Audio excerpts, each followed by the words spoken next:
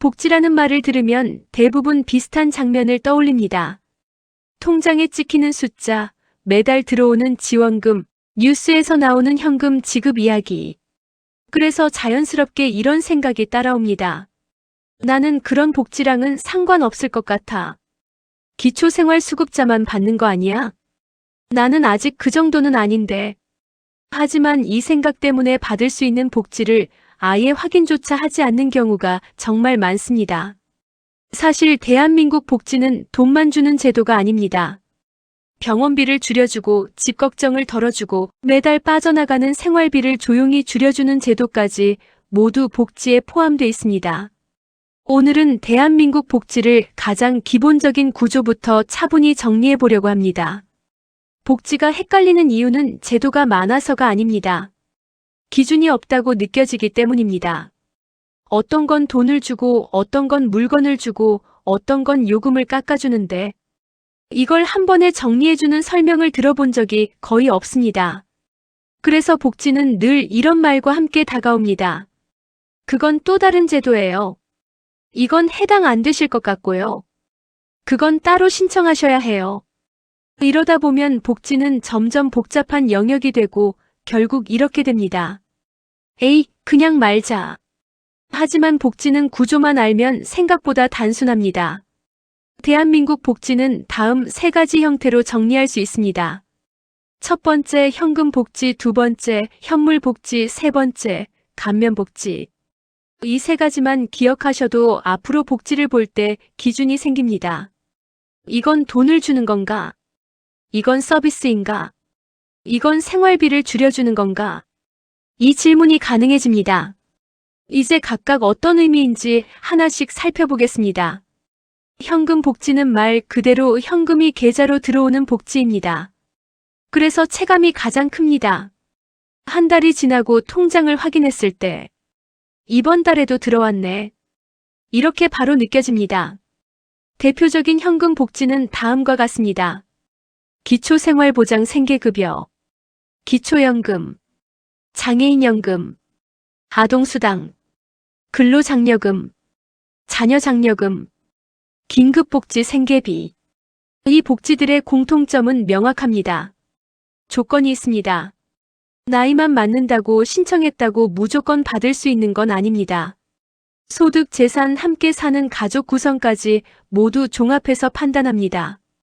그래서 현금 복지는 나는 안 될 것 같아라는 말이 가장 먼저 나오는 복지이기도 합니다. 기초연금은 65세 이상이면 다 받을 수 있을 것처럼 알려져 있습니다. 하지만 실제로는 소득과 재산의 소득인 정액이라는 기준으로 계산합니다.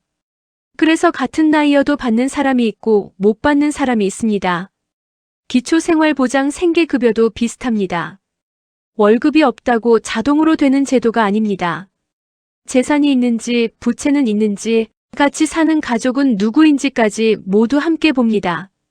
이런 구조 때문에 많은 분들이 복지를 너무 빨리 포기합니다. 조건이 복잡해서 그냥 말았어요. 알아보다가 머리 아파서 그만뒀어요. 하지만 2단계에서 멈추면 다음 복지로는 아예 넘어가지도 못합니다. 현물 복지는 현금을 직접 주지는 않지만 삶의 부담을 크게 줄여주는 복지입니다. 대표적인 현물 복지는 이런 것들이 있습니다. 의료급여, 주거급여, 노인장기요양보험 서비스, 장애인 활동 지원 서비스, 각종 돌봄 서비스. 의료급여를 받으면 병원비 부담이 눈에 띄게 줄어듭니다. 진료비, 약값, 입원비까지 차이가 큽니다. 노인장기요양보험 역시 현금으로 계산하면 매달 큰 비용이 드는 서비스를 직접 제공합니다. 방문요양, 방문목욕, 주야간보호센터 이용은 가정의 부담을 크게 덜어줍니다. 주거급여는 특히 오해가 많은 복지입니다. 월세 사는 사람만 되는 거 아니에요? 집 있으면 안 되는 거죠? 주거급여는 가구 형태에 따라 지원 방식이 나뉩니다. 임차 가구는 월세나 전세 보증금을 환산해서 주거비를 현금으로 지원받습니다. 자가 가구는 집 상태에 따라 주택수선 공사를 지원받습니다. 즉 모든 가구에 같은 방식으로 주는 복지가 아니라 각 가구의 상황에 맞게 다르게 지원하는 제도입니다. 이걸 모르고 나는 집 있으니까 해당 없겠지라고 판단해버리는 경우가 많습니다. 감면복지는 가장 많이 놓치는 복지입니다. 왜냐하면 돈이 들어오지 않기 때문입니다. 전기요금, 가스요금, 수도요금, 통신비, TV 수신료, 교통요금 할인. 이 모든 것이 감면복지입니다.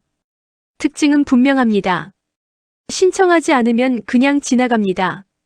하지만 한번 신청하면 매달 자동으로 생활비를 줄여줍니다. 몇 천 원, 몇만 원이 별거 아닌 것처럼 보여도 시간이 쌓이면 차이는 분명해집니다. 대한민국 복지는 하나만 받으라고 만든 제도가 아닙니다. 현금 복지, 현물 복지, 감면 복지. 이 세 가지는 겹쳐서 받을 수 있도록 설계되어 있습니다. 하나를 받는다고 다른 하나가 자동으로 막히는 구조가 아닙니다. 문제는 이걸 모른다는 겁니다. 나는 이거 받으니까 끝이겠지. 이 생각이 복지의 문을 스스로 닫아버립니다. 아직도 많은 분들이 복지를 말할 때 조심스러워합니다. 하지만 복지는 누군가에게서 빼앗아 오는 게 아닙니다.